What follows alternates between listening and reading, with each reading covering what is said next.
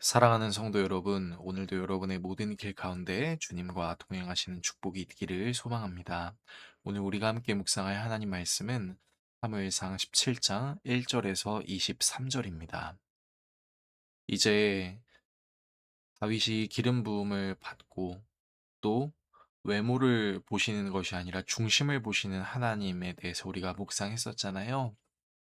이제 이스라엘 군대가 블레셋 군대와 전투를 치르게 되면서 사람이 얼마나 외모를 보면서 두려워할 수 있는 존재인지를, 그리고 그런 이스라엘 사람들에게 깨닫게 하시는 하나님의 은혜가 무엇인지 나타나게 됩니다. 어떤 내용이 있는지 살펴보겠습니다. 블레셋 사람들이 군대를 모으고 이스라엘과 전투를 치르려고 합니다. 그래서 사울 역시 이제 전투를 치르기 위해서 전열을 벌이고 있는데, 그래서 이제 블레셋 사람과 또 이스라엘 사람들이 이제 대치를 하고 있었죠. 근데 블레셋 사람들의 진영에서 싸움을 도두르 오는 자가 옵니다. 그러니까 이제 일종의 어떤, 우리가 전쟁에서 일기토 같은 것들을 생각하시면 좋을 것 같아요. 그러니까 대표하는 사람들이 나와서 싸우자 하고 싸움을 부추기는 사람들이라고 생각하면 되겠습니다. 자, 근데 블레셋 사람들의 진영에 나온 사람은 골리앗이었습니다. 그런데 성경 기자는 이 골리앗의 외모를 아주 노골적으로 드러내고 있습니다. 그의 키는 6규빗 한 뼘이요. 그러니까 쉽게 말해서 2미터 정도라고 생각하시면 됩니다. 머리에는 노투구를 썼고 몸에는 비늘 갑옷을 입고 갑옷의 무게가 놋 5,000세겔이다. 그러니까 무겁다고 생각하시면 돼요. 그의 다리에는 놋 각반을 쳤고 어깨 사이에는 놋 당찬을 메었고 그 창자로는 뱃을 채 갖고 창날은 철 600세겔이며 방패든 자가 앞서 행하더라. 자, 약 2미터 정도 되는 키가 큰 사람이 엄청나게 무장된 그 상태로 나와 가지고 막 "싸우자."라고 얘기하는 거죠. 그러면서 이제 계속 도발을 하기 시작합니다.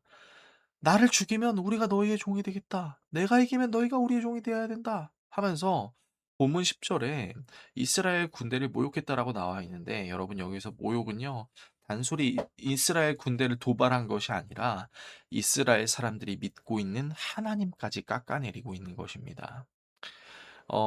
요즘 다윗이라는 영화가 개봉했잖아요. 그래서 여러분들도 나중에 기회가 되시면 보시면 좋을 텐데 이 내용들이 이제 잘 반영이 되어 있더라고요.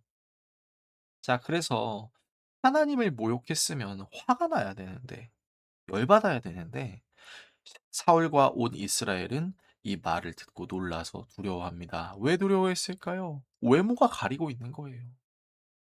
사실 골리앗의 키는 2미터에 불과하지만 우리 하나님을 우리 키로 우리가 설명을 할 수 있습니까? 근데 보이는 것 때문에 두려워하는 거예요. 자, 그 와중에 이제 다윗의 이야기가 다시 시작되는데요. 자, 이제 다윗은 그 사울에게 수금을 타는 일도 하고 있었지만 목동의 일도 계속 하고 있었던 것으로 보입니다. 자, 그 와중에 이제 이세의 첫째 아들, 둘째 아들, 셋째 아들, 이제 엘리압, 아비나답, 삼마는 이제 사울을 따라서 전쟁을 하러 가고 다윗은 이제 목동 일을 하고 있었는데, 여러분 골리앗이 이스라엘을 도발한 시간이 무려 40일이었습니다. 40일 동안 골리앗이 도발하고 있는데 이스라엘 사람들이 아무것도 못하고 있다라는 거, 여러분 어떻게 생각하시나요? 이게 말이 되나요? 이때라도 사무엘에게 찾아가서 기도해 달라고 하고 "하나님 역사해 주십시오. 회개합니다."라고 해야 되지 않았을까요? 그런데 전혀 그런 액션이 보이지 않습니다.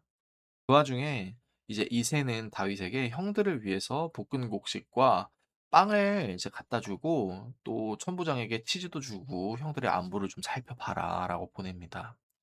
자, 그리고 이제 다윗이 안부를 살펴보러 가고 있을 그때도 역시 대치 중이었던 것이죠. 자, 그래서 다윗이 이제 형들을 만나고 또 이제 전달할 물건을 전달하려고 할 마침 그 당시에 블레셋 사람의 싸움 도두는 가드 사람 골리앗이 나와서 똑같은 말을 하는 거죠. "니네 하나님은 아무것도 아니다. 니네들은 아무것도 아니다. 싸우자. 우리가 치면 너희의 종이 되겠다." 자, 그 말을 다윗이 들었다라는 내용을 끝으로 오늘 본문은 마무리됩니다. 오늘의 말씀을 우리의 삶에 어떻게 적용해야 할까요? 자, 외모를 볼 수밖에 없는 사람의 연약함과 악함을 좀 생각해 봅시다. 자, 성경은요, 의도적으로 사람이 외모를 볼 수밖에 없는 존재임을 드러냅니다. 자, 이스라엘 군대가 두려워하는 것은 골리앗의 외모였습니다. 그의 키, 갑옷과 무기의 무게 등이었죠.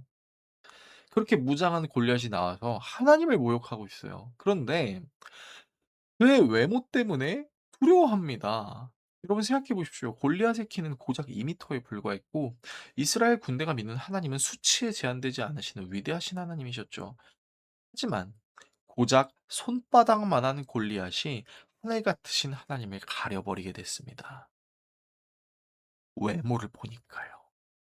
이 때문에 이스라엘 군대는 무려 40일이라는 시간 동안 하나님을 찾지 않습니다. 외모를 보는 눈은 보이는 너머에 존재하시는 하나님을 보지 못하게 한다라는 것을, 그것이 우리의 연약함과 악함이 될 수 있다는 것을 기억해야 될 것이에요. 빈틈없는 하나님의 계획을 생각해 봅시다. 다윗이 형제들에게 볶은 곡식빵, 천부장에게 치즈를 가져다 줄 바로 그때에 골리앗이 이스라엘 군대를 조롱하고 있죠.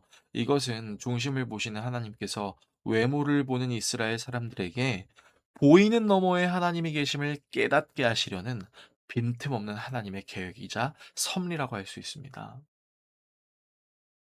그래서요, 우리의 마음의 중심에 사람의 외모를 보는 눈이 아닌 하나님을 바라보는 눈, 믿음이 있을 때, 여러분, 우리가 어려운 상황과 환경에도 좌절하지 않을 수 있는 이유가 있어요. 왜냐하면, 이 또한 빈틈없는 하나님의 계획이자 섭리, 하나님을 더 의지하게 할 뿐만 아니라 하나님께서 역전시키시고 하나님의 하나님 되심을 드러내실 수 있는 기회가 될 수 있다라는 것이죠. 그래서 우리는 기억해야 할 것이에요. 우리가 계속해서 외모를 보는 눈을 가지고 있다면 빈틈없는 하나님의 계획과 섭리를 경험하기는 어려울 수도 있습니다. 그래서 우리는 어떠한 상황과 환경 속에서도 내게 보여지는 외모를 보려고 하는 것이 아니라 그 너머에 있는 하나님을 보는 믿음이 필요할 것입니다. 이 사실을 기억하시는 저와 여러분 모두가 될 수 있기를 예수 그리스도의 이름으로 축원합니다. 기도하겠습니다. 우리를 사랑하시는 하나님, 외모를 보는 눈을 내려놓고 하나님을 바라보는 시선을 가질 수 있게 해주십시오. 어려운 상황과 환경 속에서도 하나님의 계획과 타이밍이 있음을 신뢰하며 하나님의 이름을 높일 수 있게 해 주십시오. 예수 그리스도의 이름으로 기도합니다. 아멘.